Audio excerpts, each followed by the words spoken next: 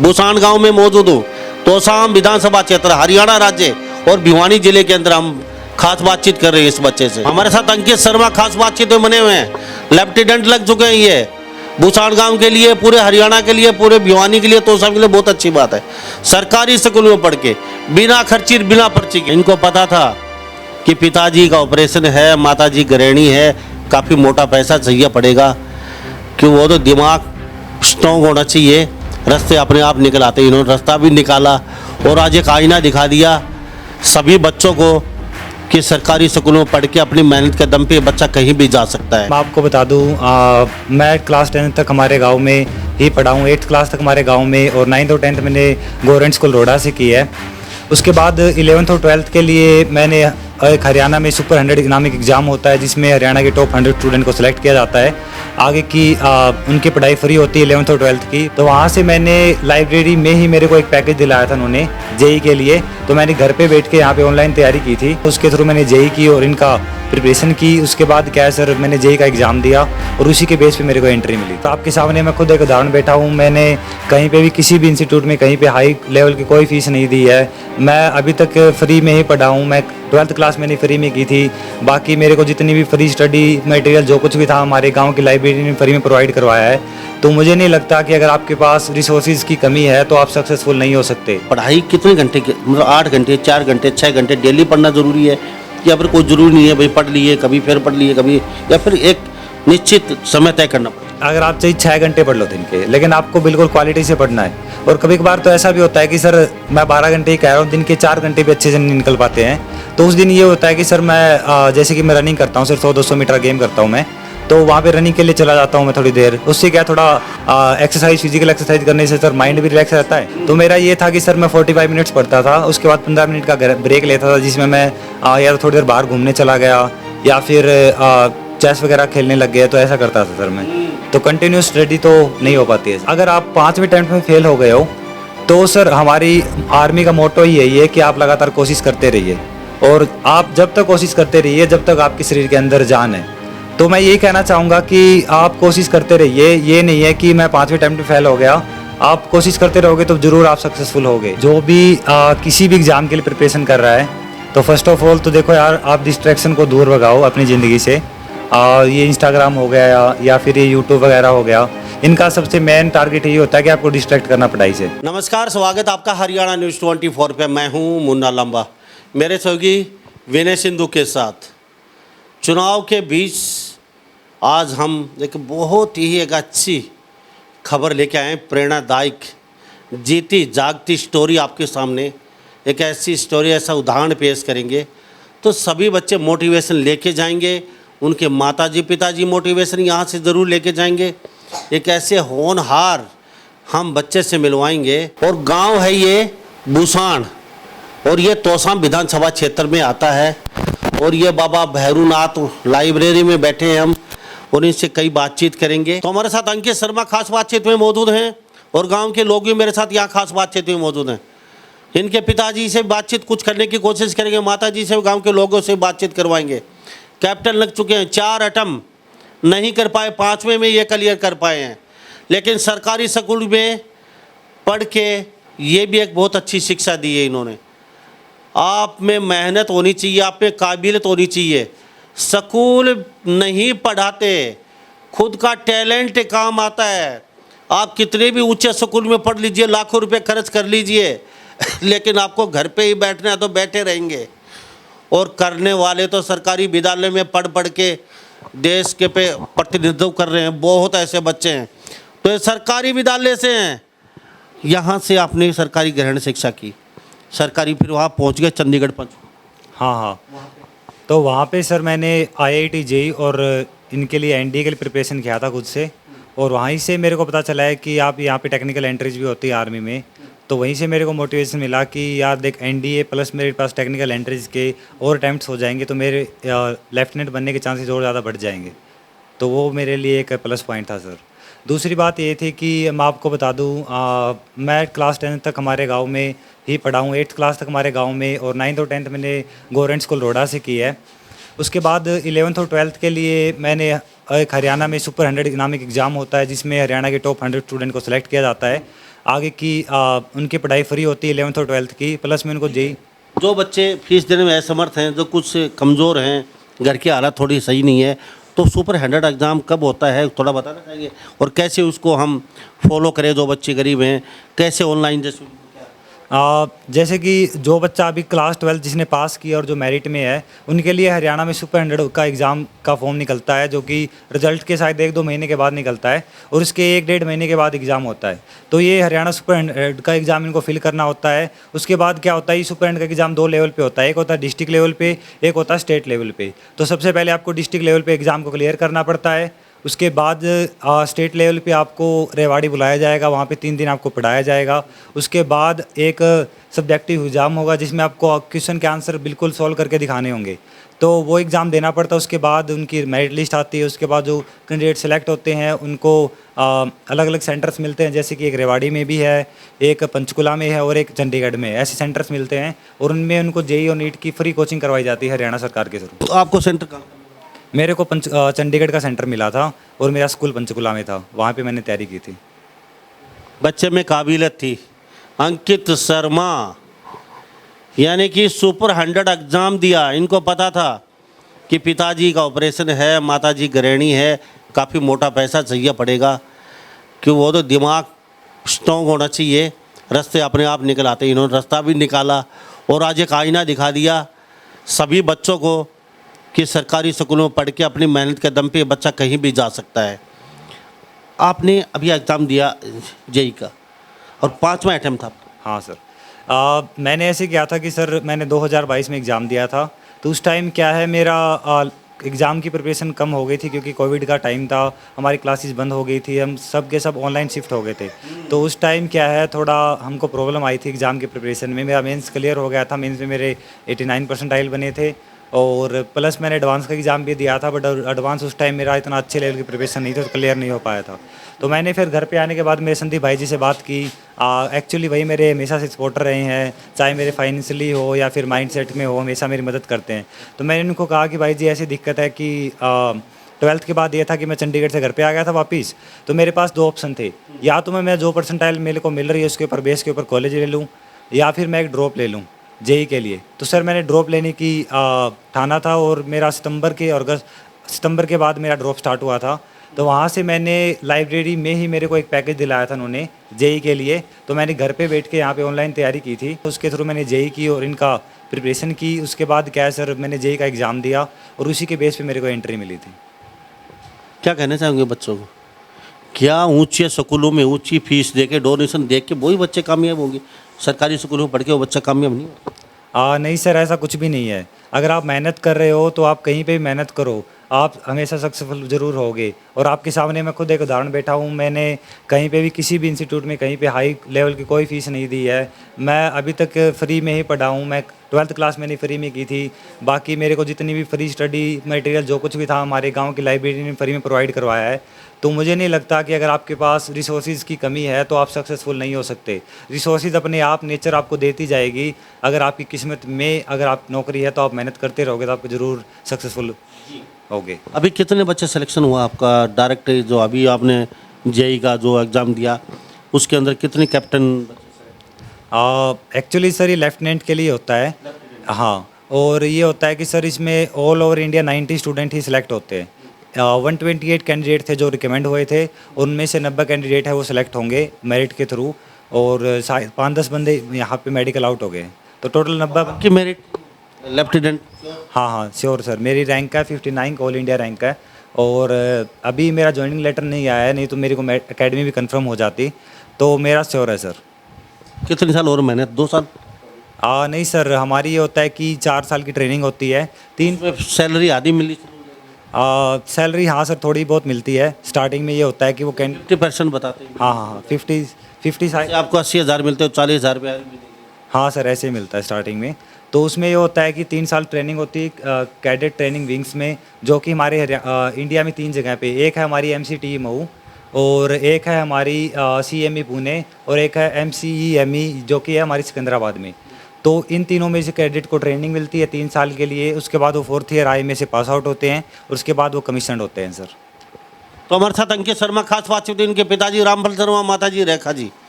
खास बातचीत में बने हुए हैं। यह तस्वीर देख लीजिए, सूरत देख लीजिए। बुसान गांव में मौजूद हूँ। तोसाम विधानसभा क्षेत्र हरियाणा राज्य और भिवानी जिले के अंदर हम खास बातचीत कर रहे हैं इस बच्चे से। पूरे गांव का नाम रोशन नहीं, पूरे भिवानी का, पूरे हरियाणा का नाम रोशन किया इस बच्चे ने। और सबसे मेन बात यह है, पूरे भारत से 90 बच्चे लिए जाते हैं। 90 बच्चों में इनका 50 कुछ रैंक है, यानी कि श्योर है लेफ्टिनेंट ये। और अच्छी खासी जॉब, अच्छी खासी नौकरी, लाइफ तो इनकी सेट होगी। लेकिन कई बच्चे को प्रेरणा, एक स्टोरी, एक जीती जागता उदाहरण बता रहा हूँ। ये कर सकते हो तो आप क्यों नहीं कर सकते? अंकित, आप कर सकते हो और बच्चे क्यों नहीं कर सकते? पिताजी चारपाई पे, दौर काफ़ी मुश्किल, और फिर भी आपने इस मुश्किल दौर में नैया पार लगाया। हाँ सर, बिल्कुल हर कोई कर सकता है। मतलब ये होता है कि ग्रामीण इलाके में सबसे पहले तो सबसे बड़ी कमी ये होती है कि बच्चे हाई लेवल के एग्ज़ाम्स के लिए सोचते ही नहीं है। वो ये सोचते नहीं है कि यार मेरे को आईएएस बनना है या फिर मेरे को सीजीएल के एग्ज़ाम क्रैक करने हैं। वो सिर्फ ये सोचते हैं कि मेरे को ग्रुप डी का एग्ज़ाम क्लियर करना है या मेरे को आर्मी में सिपाही लगना है। इस लेवल तक ही सोचते हैं। तो मैं सबसे यही कहना चाहूँगा कि आप ग्रामीण इलाके में हो तो ये मत सोचिए कि आप एसएसबी क्लियर नहीं कर पाओगे या फिर आप आईएएस नहीं बन सकते, क्योंकि मोस्टली जो होते हैं वो ग्रामीण इलाके के ही बच्चे होते हैं जो मेहनत करके आगे निकल जाते हैं। तो आप बस मेहनत करते रहिए। और जैसे कि सबसे बड़ा मिथ्स तो ये होता है बच्चों के अंदर कि एसएसबी के लिए इंग्लिश इंपॉर्टेंट होती है। तो मेरी भी इंग्लिश इतनी अच्छी नहीं थी। तो जब मैं पहली बार तैयारी कर रहा था एसएसबी के लिए, तो मैंने एक फ्रेंड से बात की थी जो कि अभी लेफ्टिनेंट बने हुए हैं।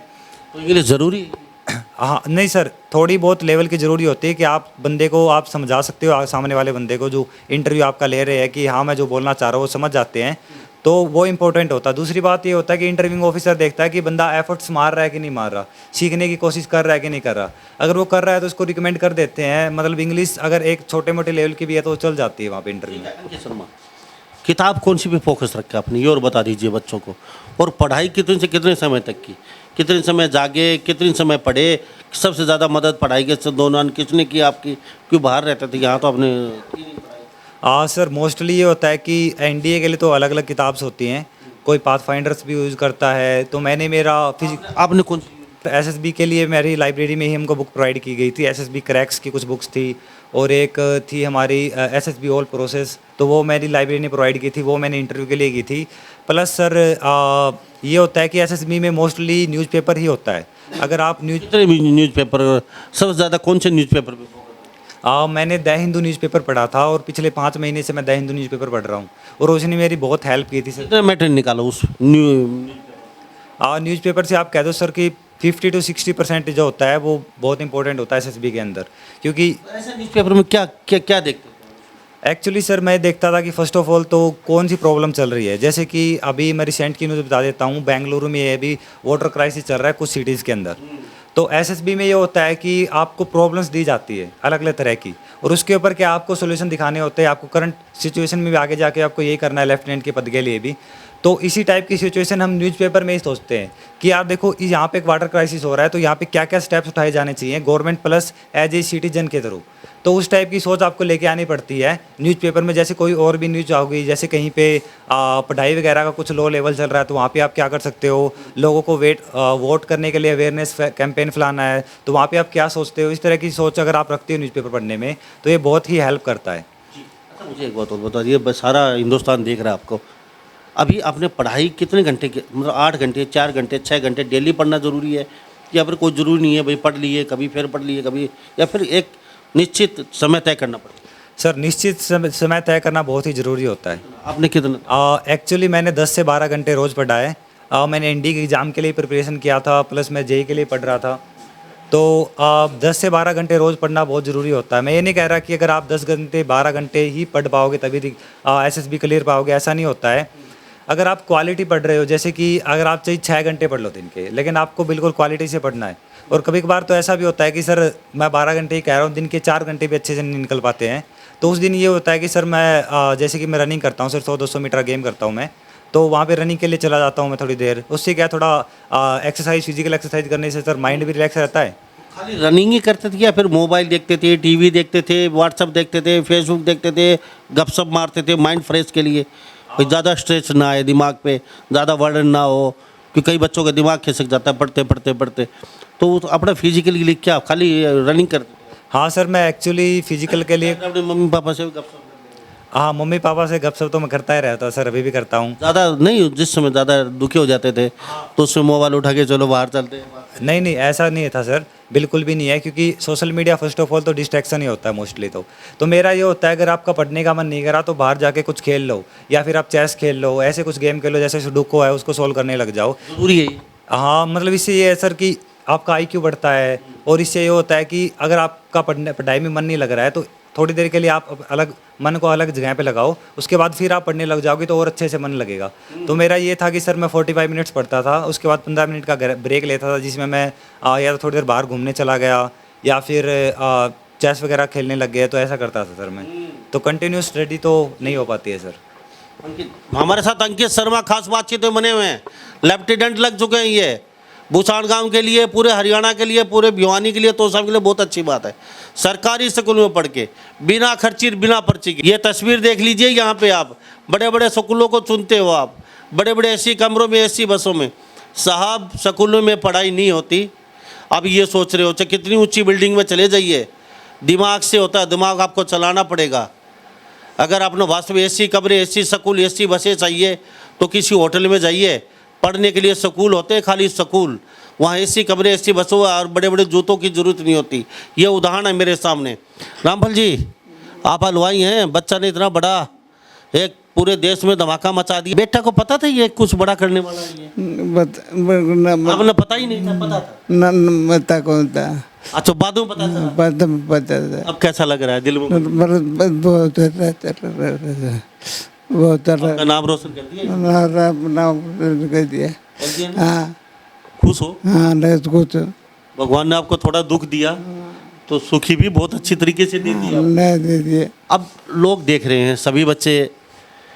अभी आपने कहा 7-8 घंटे, सबसे पहले YouTube से कितनी सामग्री उठाई ये जानना चाहिए। कितना सहारा ले सकते हैं जो आपकी तरह लेफ्टिनेंट बनना चाहते हैं जो बच्चे, YouTube से कितनी सामग्री उठाएं? यूट्यूब से आप ऐसा कर सकते हो, जो डेली करंट अफेयर्स होता है उनके इंपॉर्टेंट जो न्यूज़ होते हैं उनको आप पढ़ सकते हो यूट्यूब से। प्लस ये होता है जो PPTT सेशंस होते हैं, OER की जो प्रैक्टिस वगैरह होती है, आप उनसे पढ़ सकते हो यूट्यूब से। बट मैं मोस्टली यही कहना चाहूँगा कि यूट्यूब से आप दिन का ज़्यादा नहीं, बस 1 से 1.5 घंटा ही पढ़ो। बाकी आप खुद से प्रैक्टिस करो स्टोरीज राइटिंग की, और प्लस आप WAT की प्रैक्टिस कर सकते हो खुद से।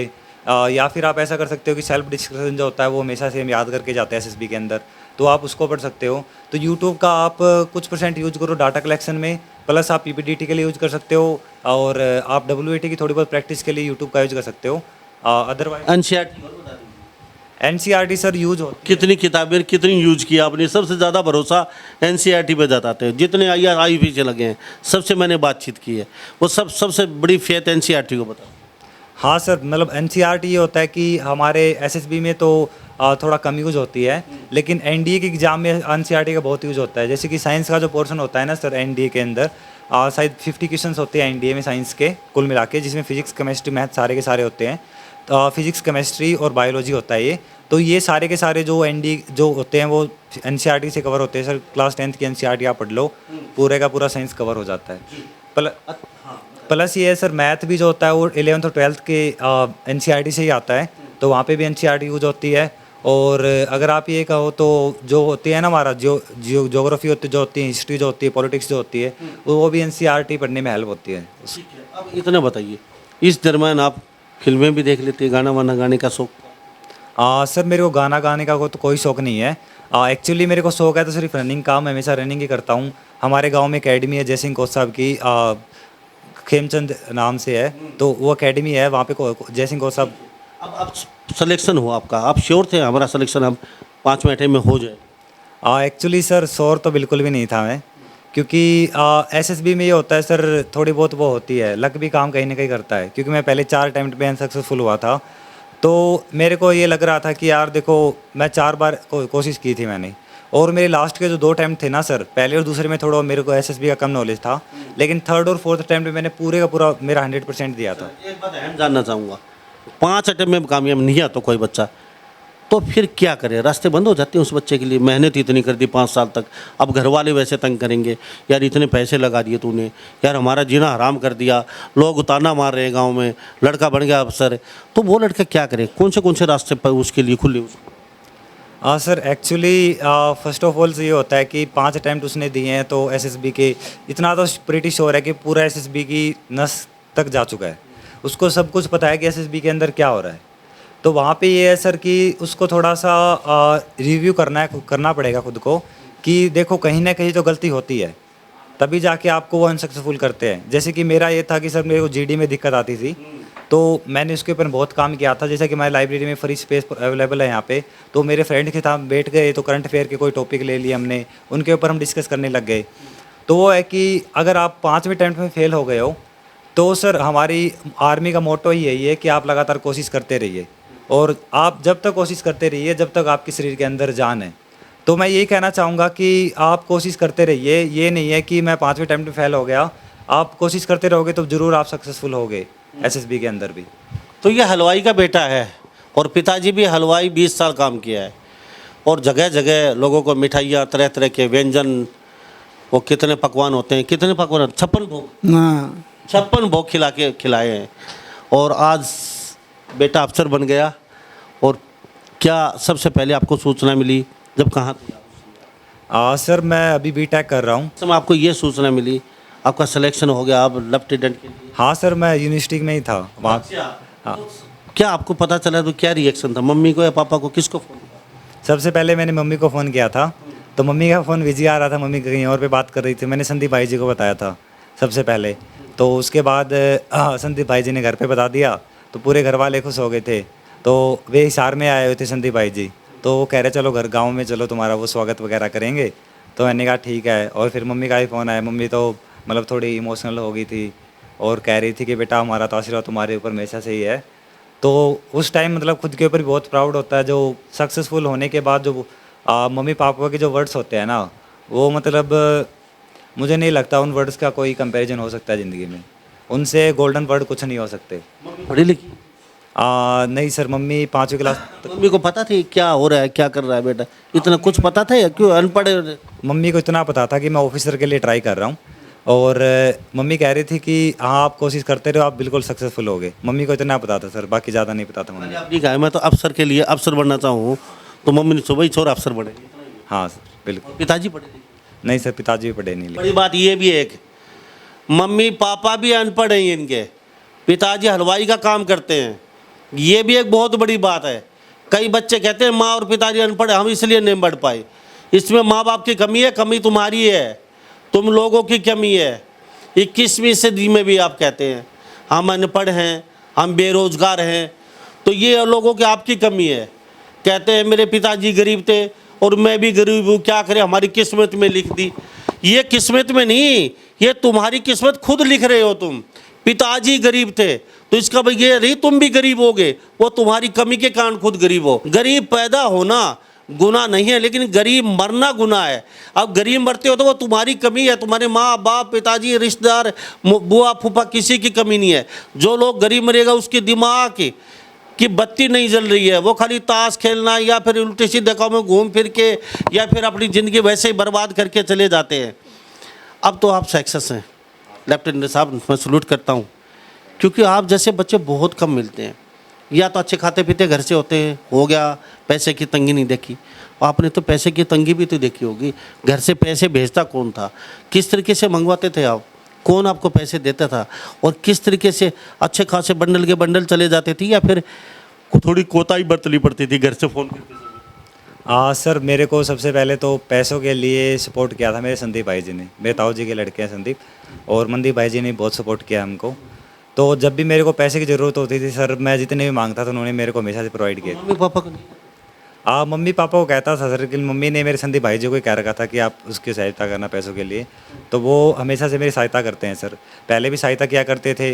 उन्होंने रोज़ रोज़ फ़ोन करते थे पैसे? रोज़ या फिर आप ज़्यादा ही दिक्कत हो तो ही करते थे? वही ज़्यादा ही दिक्कत होती सर तभी फ़ोन करता था मैं, नहीं तो मतलब ये है कि मोस्टली तो मैं कोशिश करता था कि वहाँ।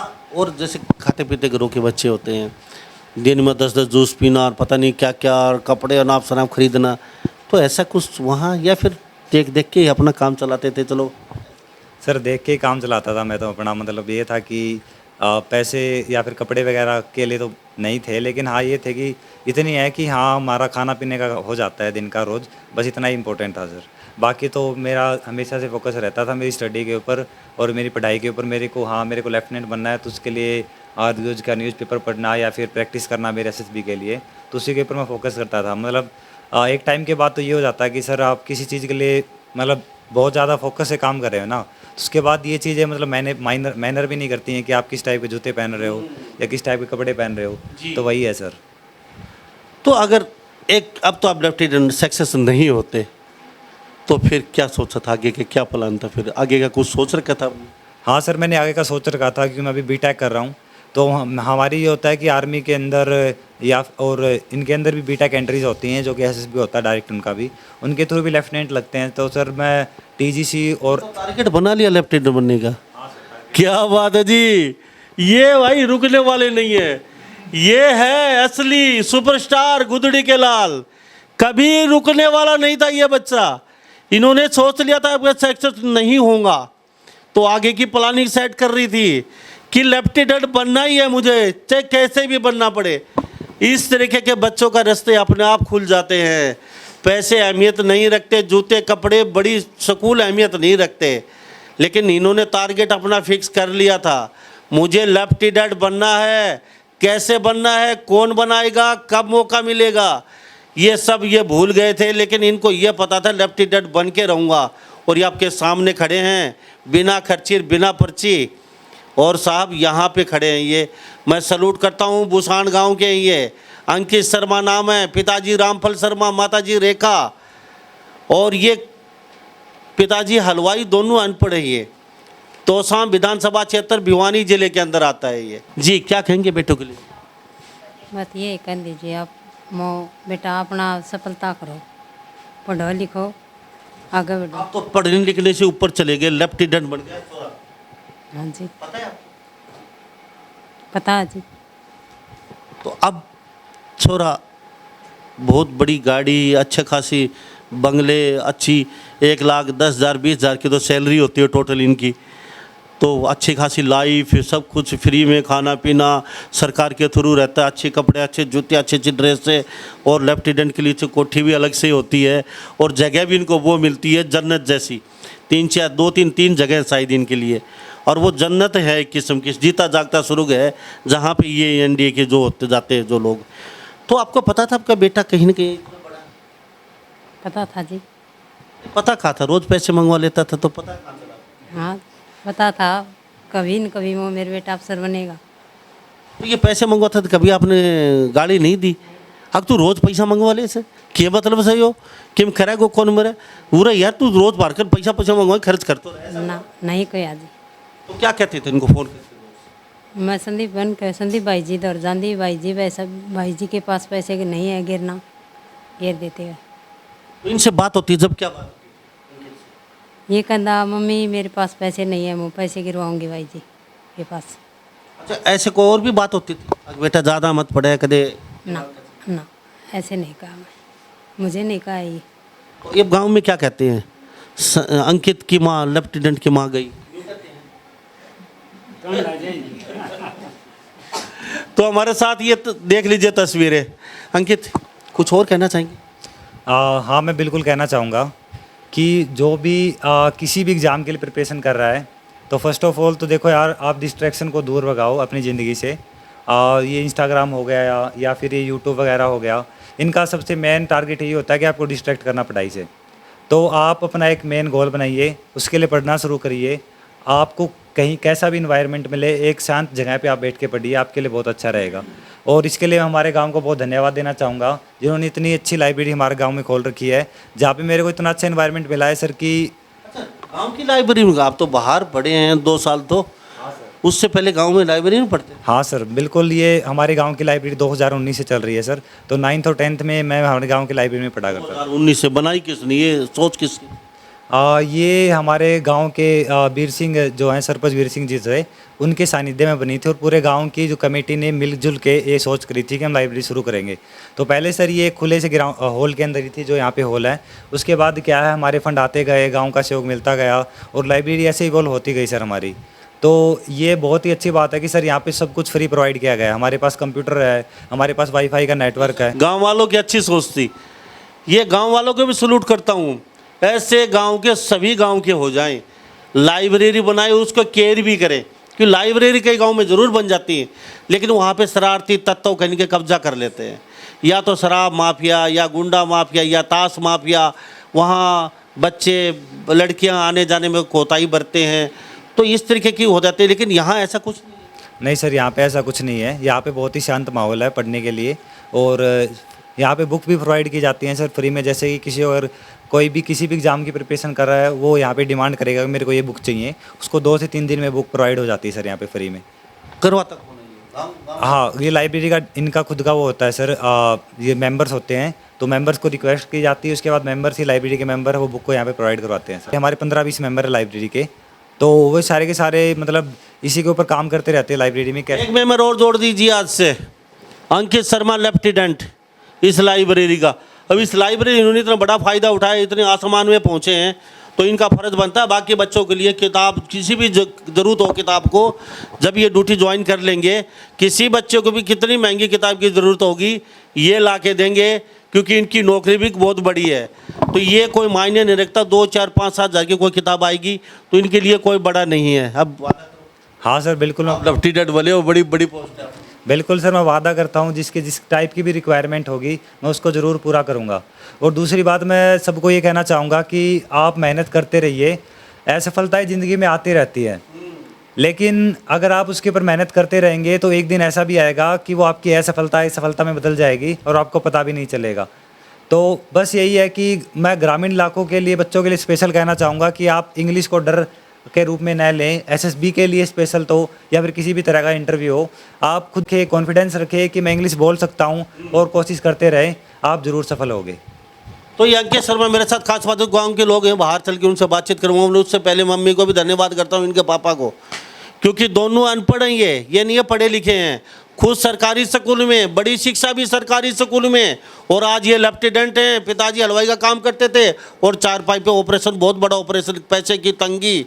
तो ये होते हैं सुपरस्टार, ये होते हैं असली गुदड़ी के लाल। अक्सर आप बोलते हो, आप गुदड़ी के लाल बोलते हो, होता क्या है, ये होता है गुदड़ी का लाल। तो हमारे साथ कुछ गांव के लोग भी बने, इनसे बातचीत करो। लाइब्रेरी में मौजूद, हम तस्वीर देख लीजिए। ये जो लाइब्रेरी हिमांशु नाम आपको दिखा रहे हैं, ये है लड़कों के लिए, उधर बच्चियों के लिए एक कमरा ऐसा ही और है, और कंप्यूटर लैब है, और किताबों की लाइब्रेरी एक कमरा अलग है। यहाँ पे गांव के लोग मौजूद है। सर क्या कहेंगे बच्चे के लिए?